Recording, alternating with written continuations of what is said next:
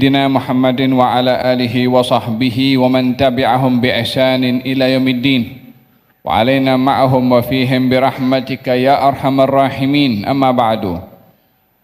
Kita bersyukur kepada Allah dihimpunkan di satu majelis mendengarkan kata-kata ulama dan asatidzah kita yang membawa kita ingat kepada Allah, mengajak kita untuk bermuhasabah dalam hidup yang singkat ini, bagaimana bermuamalah dengan Allah, dengan menentukan bagaimana sikap kita, dengan memilih bentuk sikap kita di dalam beribadah dan menyikapi Allah. Itulah yang memberikan jaminan adakah kita termasuk orang yang bahagia dan selamat dunia akhirat, atau orang yang rugi dan binasa di dunia dan juga di akhirat. Segala apa yang dilakukan oleh kita di atas muka bumi ini, maka yang akan memberi kesan kepada kita adalah apa yang kita buat untuknya yang Maha Kuasa Subhanahu wa Ta'ala. Semua pembicaraan, semua kegiatan, harta benda, pangkat, dan apa saja yang kita ada, hanya bila kita gunakan untuknya yang akan memberikan kepada kita kejayaan dan keselamatan. Oleh sebab itu hendaklah kita memperbetulkan bagaimana muamalah kita dengan Allah Subhanahu wa Ta'ala. Manusia di dalam hidup ini terbagi kepada 3 bahagian. Ada orang yang beribadah kepada Allah hanya mengharapkan pahala. Ada orang beribadah kepada Allah untuk dijaga daripada api neraka. Ada orang beribadah kepada Allah karena Allah adalah Tuhan yang layak untuk disembah.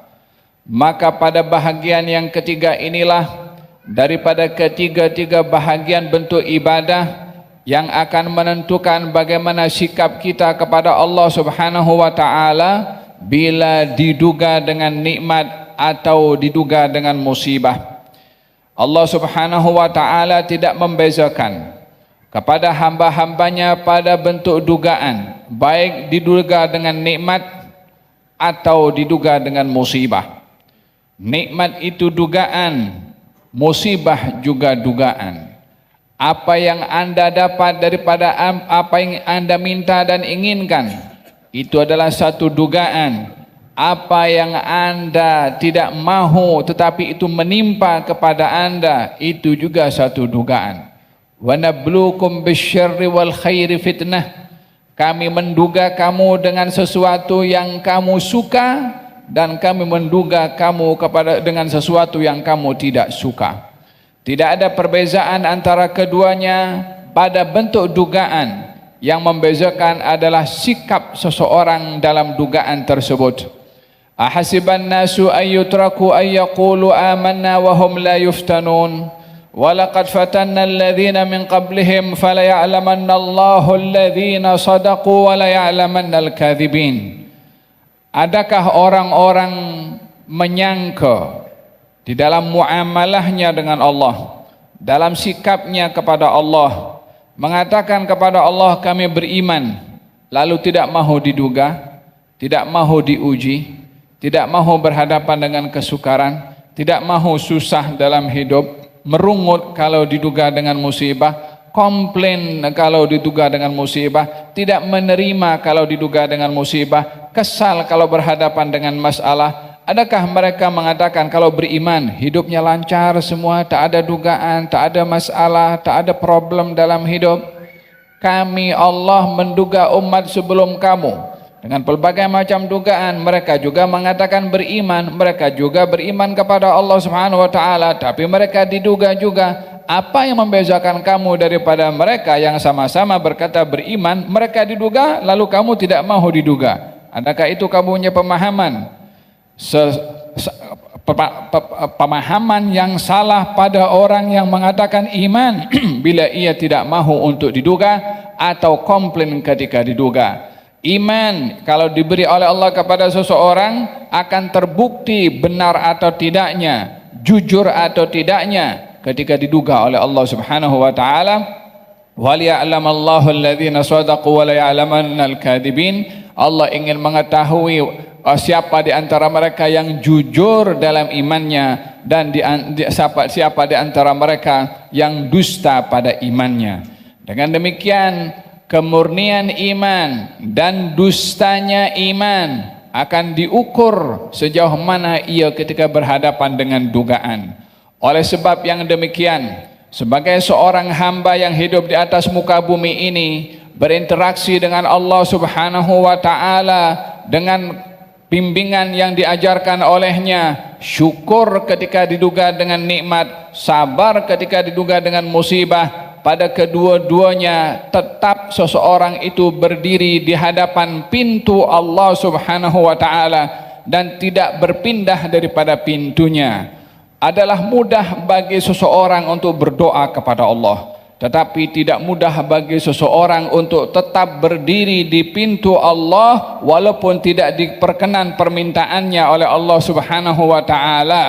Adalah mudah bagi seseorang untuk mengemis kepada Allah, akan tetapi sukar bagi orang itu untuk istiqamah mengemis seterusnya walaupun belum kunjung tiba pemberian dari Allah Subhanahu wa ta'ala.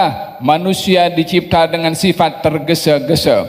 Bila meminta belum kunjung tiba di pemberian, maka dia sudah mengatakan Allah tidak kabulkan doa saya. Bila dia meminta sehat dan belum diberi apa yang diminta, maka dia mengatakan apa salah saya kepada Allah sehingga tidak diberikan apa yang saya minta kepada Allah Subhanahu wa ta'ala. Ya hadza, ya muslim, ya muslimah, ya mu'min, ya mu'minah, Allah Subhanahu wa ta'ala adalah Tuhan, bukan kita perintah kepada dia. Dengan kita meminta kepada Allah, bukan kita suruh Allah bagi apa yang kita minta. Kita berdoa kepada Allah, bukan dia ikut order apa yang kita minta kepada Allah untuk dipenuhi. Dia Tuhan, kita hamba. Dia yang maha kuasa, kita yang maha lemah. Dia yang maha sempurna, kita yang serba kekurangan. Dia adalah dia yang maha lengkap, yang maha sempurna, maha kuasa, yang maha mengetahui, maha bijaksana, yang maha baik, yang maha pemurah. Maka berdiri di hadapan pintu Allah sebagai hamba, bukan sebagai pemerintah kepada Allah Subhanahu wa ta'ala.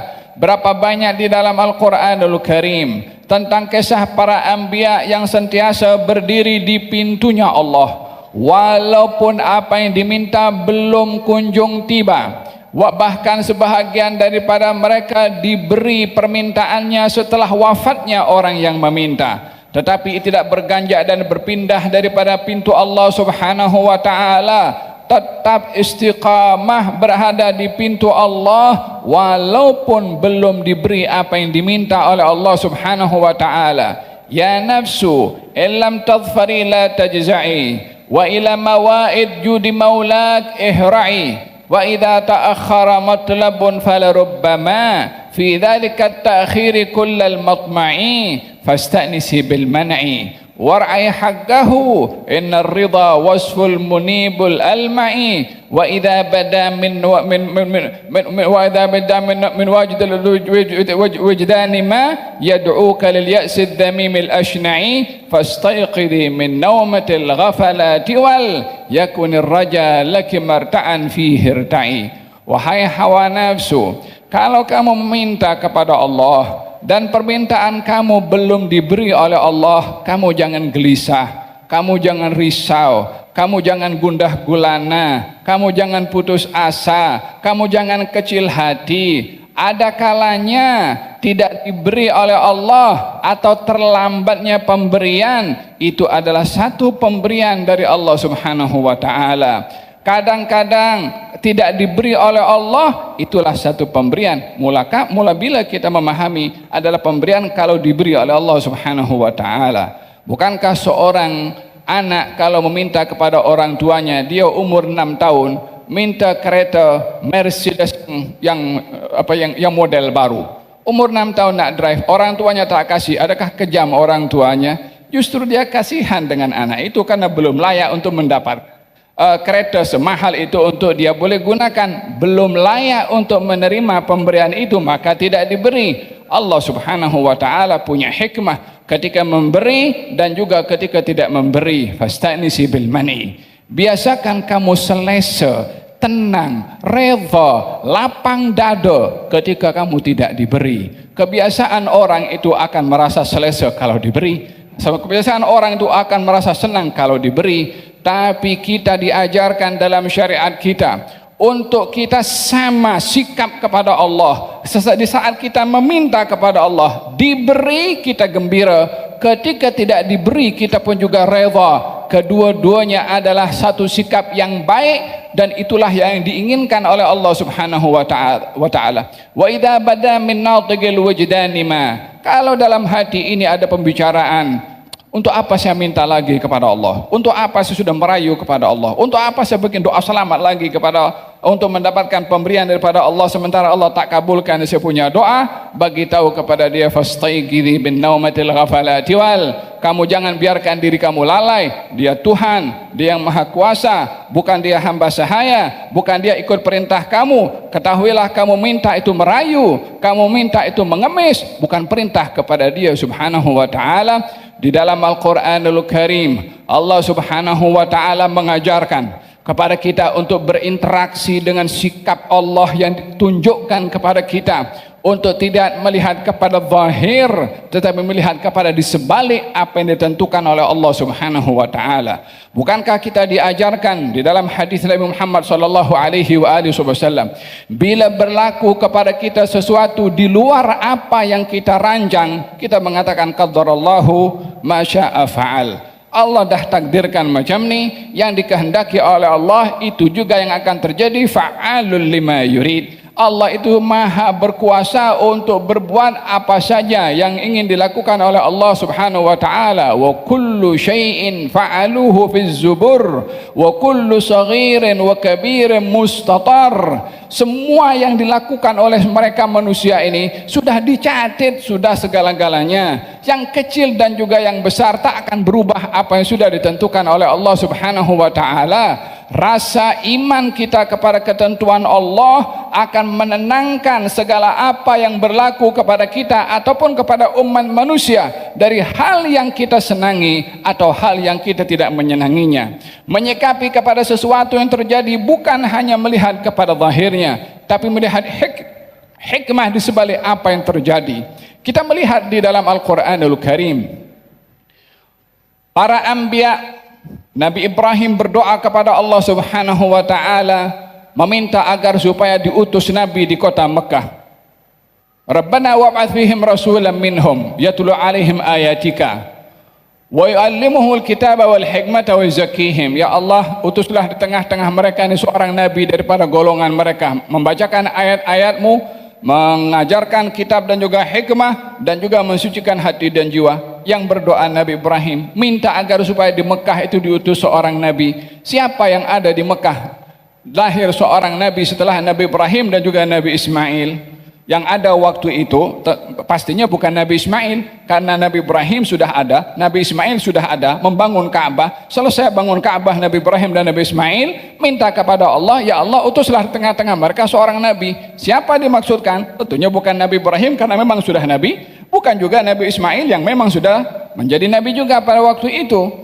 Maka kata siapa dimaksudkan Nabi di situ adalah Nabi Muhammad SAW. Bila dikabulkan oleh Allah doanya Nabi Ibrahim 3000 tahun setelah wafatnya Nabi Ibrahim alaihissalam, doanya sudah, tapi tidak putus asa sampai akhir hayatnya. Ya Allah, mana Nabi yang aku minta kepada engkau supaya diutus? Doanya disimpan. Nabi Ibrahim tetap berdoa. Kabulnya doa muncul setelah sekian ribu tahun. Demikian Allah Subhanahu wa ta'ala bila menentukan kepada apa saja yang diinginkan oleh hambanya, dia yang menentukan, bukan kita yang menentukan. Demikian juga yang berlaku kepada Nabi Zakaria, berdoa kepada Allah Subhanahu wa ta'ala supaya mendapatkan zuriyah. Di usia 90 tahun baru dapat zuriyah. Sabar berdoa, tidak berganjak. Ya Allah, aku dah banyak kali minta doa kepada engkau untuk dikabulkan, tak muncul juga apa yang aku minta. 90 tahun baru mendapatkan zuriyah yang diberi nama Yahya. Wahakada para anbiya dididik oleh Allah Subhanahu wa ta'ala untuk tetap berada di pintu Allah Subhanahu wa ta'ala dan berbaik sangka kepada apa saja yang ditentukan oleh Allah Subhanahu wa ta'ala. kita digalakkan membaca surat Al-Kahfi pada malam Jumat dan juga hari Jumat. Bukankah ada kisah-kisah yang ditunjukkan oleh Allah untuk tidak berinteraksi dengan kejadian yang kita nampak tanpa kita memerhati kepada hikmah di sebalik kejadian tersebut yang kita tidak nampak? Apa yang berlaku antara Nabi Musa dengan Nabi Khidir ketika Nabi Khidir melubangi perahu yang dinaiki oleh mereka berdua? Nabi Musa melihat dari segi zahirnya ini merosakkan harta orang lain, ini merosakkan hak orang lain, ini boleh membinasakan harta benda. Maka ditegur oleh Nabi Musa alaihissalam kepada Nabi Khidir. Nabi Khidir mengatakan kepada Nabi Musa, aku dah cakap kepada engkau, jangan engkau tanya apa yang aku buat. Jumpa dengan anak laki-laki sedang bermain, dibunuh oleh Nabi Khidir. Secara zahirnya ini nampak kekejaman, ini nampak perbuatan zalim, ini perbuatan maksiat. Ditegur oleh Nabi Musa kepada Nabi Khidir. Nabi Khidir pun menegur sekali lagi, aku dah kata kepada engkau kalau jangan bertanya ke atas apa yang aku buat. Sampailah terakhir ketika membangun dinding yang akan roboh itu. Tiga-tiga kejadian secara zahirnya itu salah. Tiga-tiga kejadian yang berlaku seakan-akan menyimpang. Tentunya dalam hal ini Nabi Khidir ketika mengatakan kepada Nabi Musa, jangan tanya apa yang aku buat, dalam hal ini ingin memberitahukan apa yang aku buat ini bukan atas nama diri aku. Kan yang mau belajar itu Nabi Musa kepada Nabi Khidir. Kira-kira tindakan guru itu tidak tahu ke apa yang dia buat. Kalau guru tidak tahu apa yang dia buat, untuk apa belajar kepada guru tersebut? Tetapi Nabi Musa mengambil hukum dari segi zahirnya. Nabi Khidir mengelengkapkan dalam hukum bukan hanya yang zahir, tapi yang disimpan oleh Allah Subhanahu wa taala daripada hal yang kita tidak mengetahui.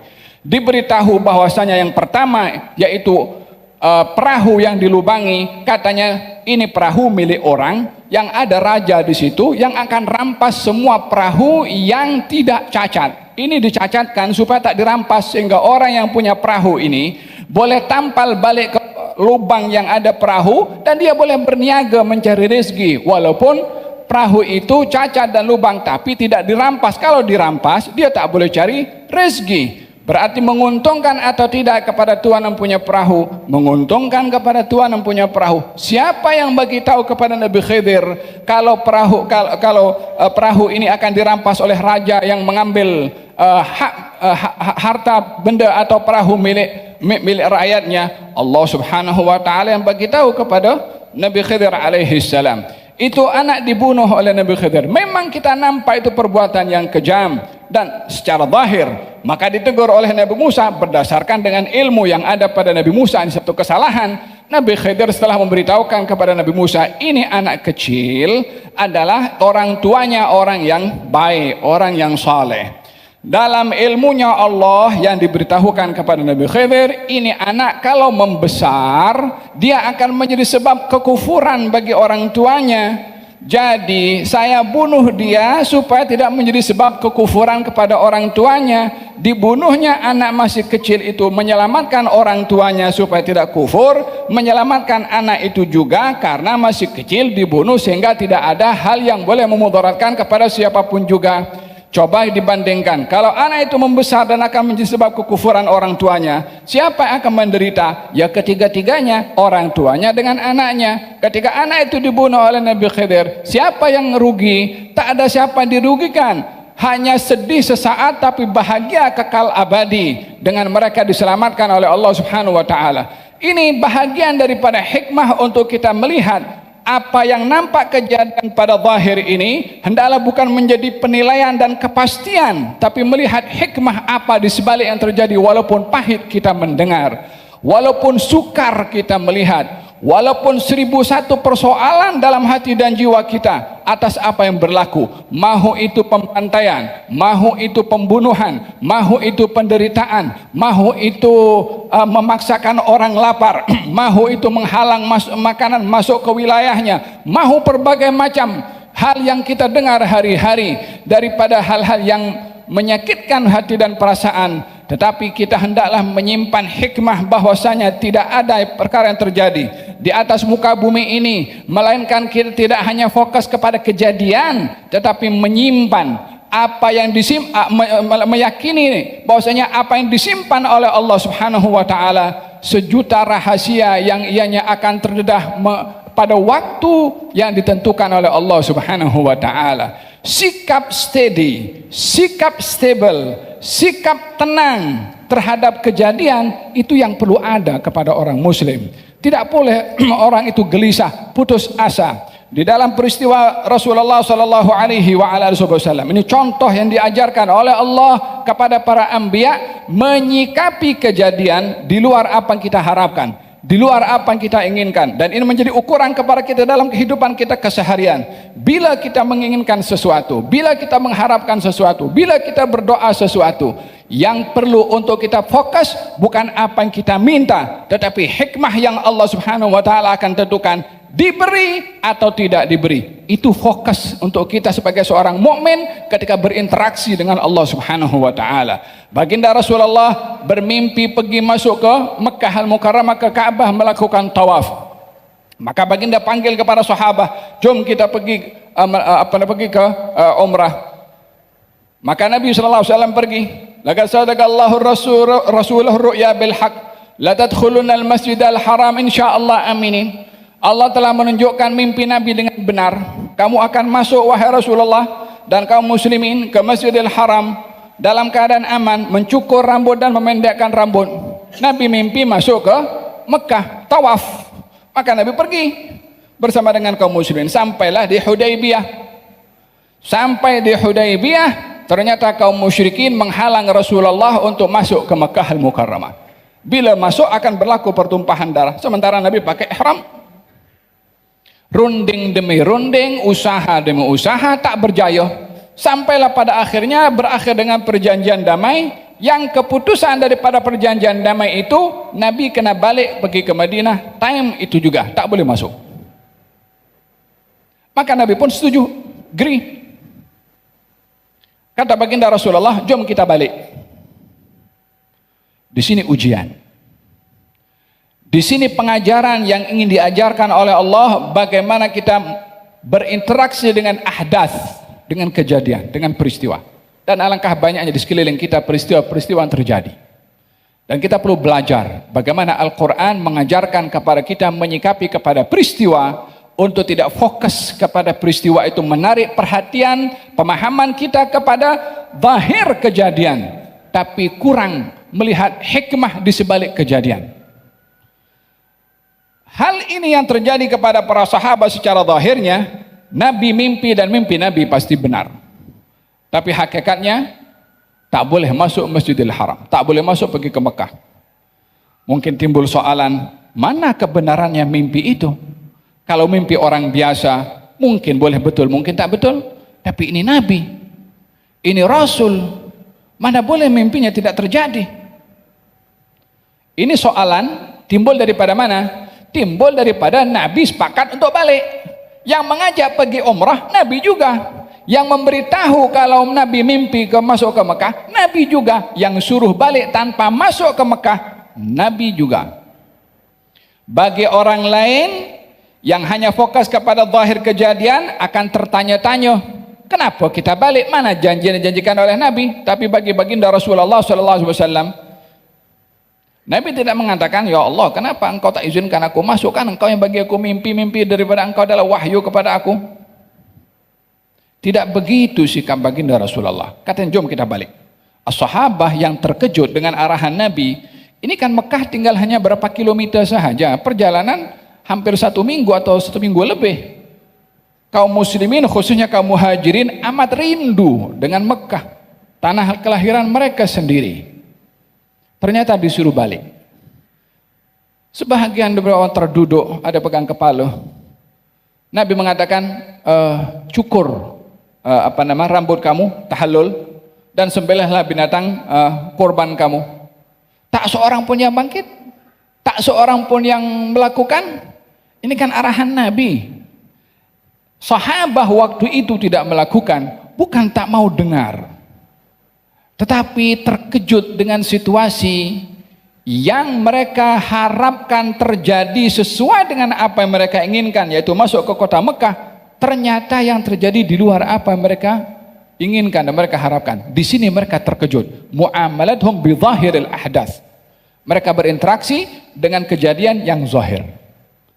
Sementara baginda Rasulullah SAW tidak berinteraksi dengan kejadian yang zahir. Dia Rasul, dia Nabi. Dia tahu tak ada sesuatu yang terjadi di atas muka bumi melainkan yang maha kuasa menentukan.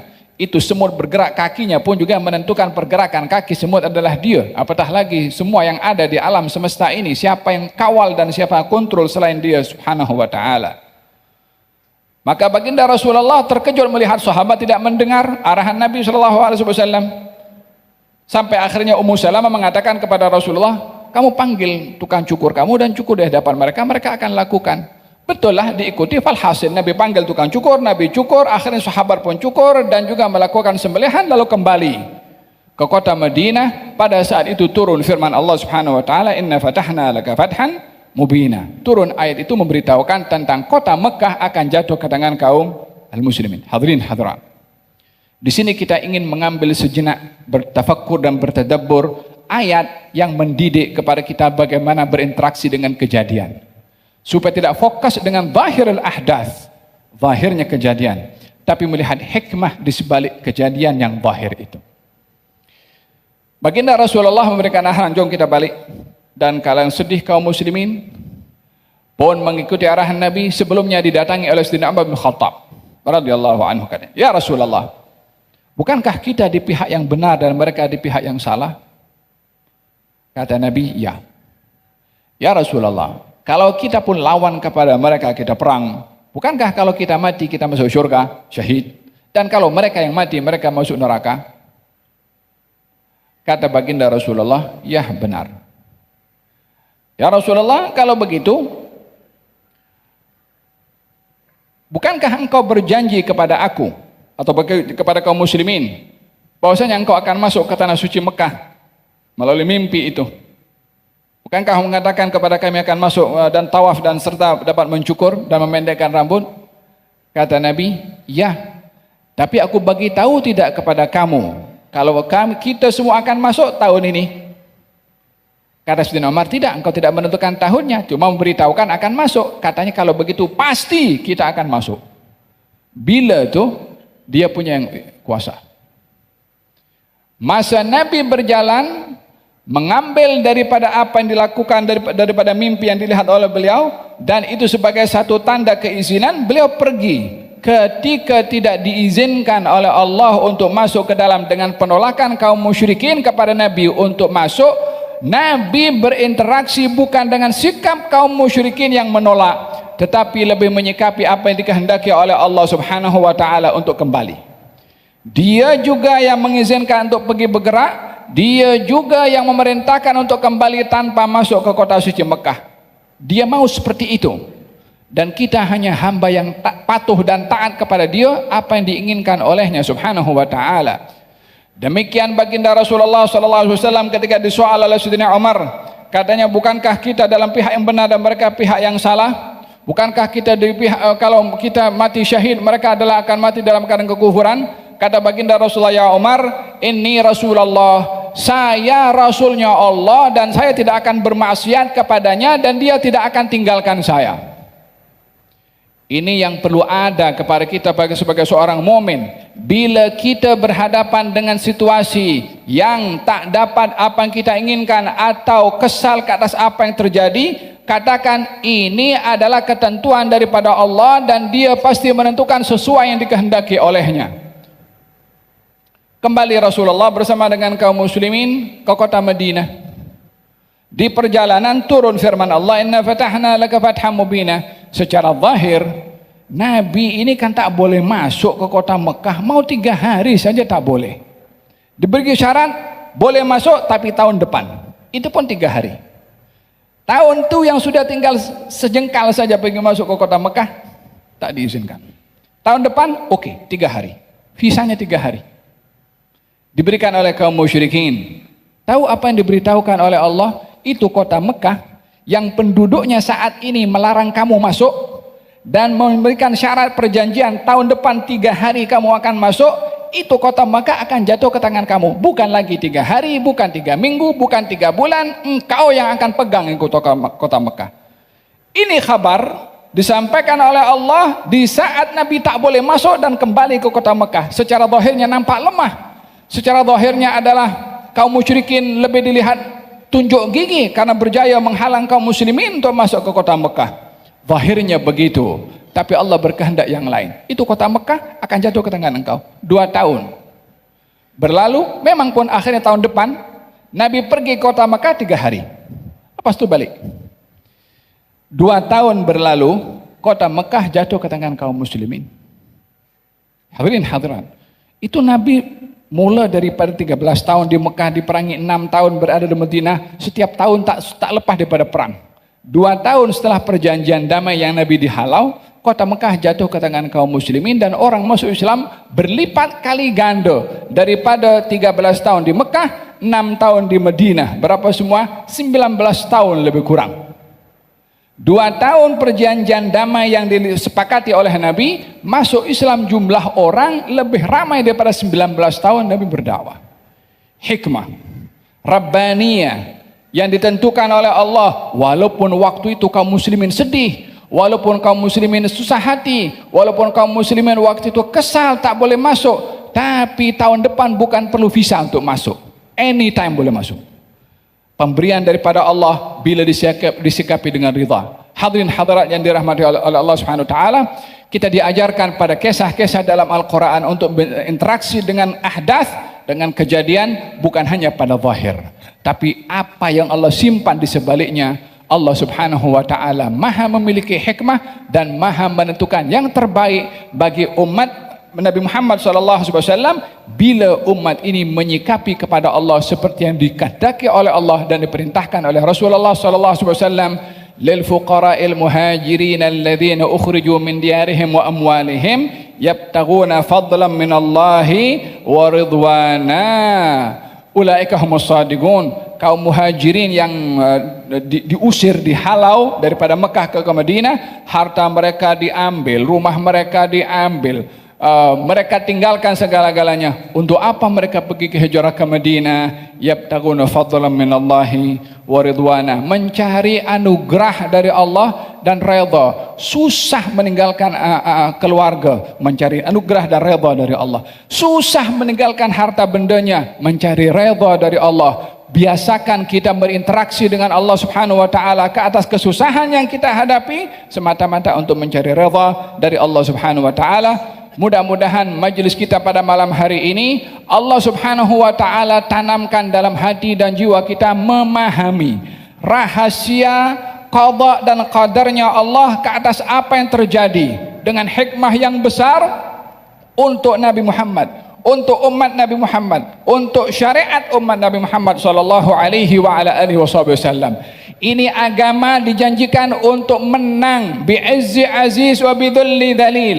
Ada orang tolong agama ini atau orang ingin menghancurkan agama ini tetap akan menang. Hanya kita jangan terburu-buru melihat. Ianya adalah merupakan satu ketetapan yang Allah sudah janjikan, terpulang kepada yang maha kuasa untuk menjayakan semua itu. Hanya kita tetap dalam keadaan yakin apa yang dijanjikan pasti akan terjadi, baik kita melihat atau generasi kita yang akan melihat. Mudah-mudahan Allah Subhanahu wa taala berikan kemantapan iman dalam hati dan jiwa kita, dalam kita bermuamalah dengan Allah, dan sentiasa meraih redha dari Allah Subhanahu wa taala walaupun pahit yang kita lalui dalam hidup ini, walaupun berat apa yang kita lalui dalam hidup ini, walaupun juga menitiskan air mata yang banyak ketika melihat di televisi ataupun YouTube apa yang berlaku kepada saudara-saudara kita. Mudah-mudahan Allah Subhanahu wa taala mempercepat bantuannya dan juga pertolongannya kepada saudara-saudara kita, dan memberikan pemahaman kepada kaum muslimin daripada rahasia kehendak Allah dan ketentuan Allah Subhanahu wa taala. Beriman kepada Allah pada qada dan qadarnya yang baik dan juga yang buruk, dan mudah-mudahan Allah Subhanahu wa taala memberikan kepada kita kebijaksanaan untuk memahami segala ketentuannya Allah, untuk kita tetap di pintunya Allah, istiqamah di pintunya Allah, tidak berganjak daripada pintunya Allah, berbaik sangka kepada Allah Subhanahu wa taala, dan kembali setelah bertaubat kepada Allah. Dengan itu Allah Subhanahu wa taala akan bantu umat Islam daripada apa yang menimpa kepada mereka. Allahumma hdina bihudak waj'alna mimman yusharu fi ridak wa la tuwallina waliyan siwak wa la taj'alna mimman khalafa amraka wa asak. Mudah-mudahan apa yang kita dengar daripada masyayikh dari Habib Ahmad bin Hussein Aidi diberikan sehat wal afiah oleh Allah. Kehadirannya di tempat ini adalah satu tuah bagi saya dan juga tentunya kepada semua yang hadir. Barakallahu fi wa fi ahlih wa fi tullabih wa fi da'watih wa fi sayrih wa fi manhajih wa fi qiyamih fi da'wah ila Allah subhanahu wa ta'ala. Barakallahu fi barakatan wasi'ah fid dunya wal akhirah wa rafa'allahu lahu ad-darajat wa waffaqahu lima yuhibbu yardah wa baraka fi safarihi fi halihi wa dirhalihi ya arhamar rahimin. وأكرمنا الله بأن نستفيد منه مرات عديدة وكرات عديدة يا أرحم الراحمين وبارك في شباننا وبارك في أعمارهم بركة واسعة برحمتك أرحم الراحمين. Asatidah kita diberikan sehat walafiat, diberkati Ustaz Mustafa Kamal, Said Fadli Al-Habib Syekh Bakar daripada Indonesia hadir bersama dengan kita dan semua yang hadir di tempat ini. Mudah-mudahan Allah Subhanahu wa taala menganugerahkan kepada kita redha daripadanya di dunia dan juga di akhirat, dan dianugerahkan manisnya perasaan dengan mendapatkan redha. Wassallallahu ala sayyidina Muhammadin wa ala alihi wasallam. Alhamdulillahirabbil alamin.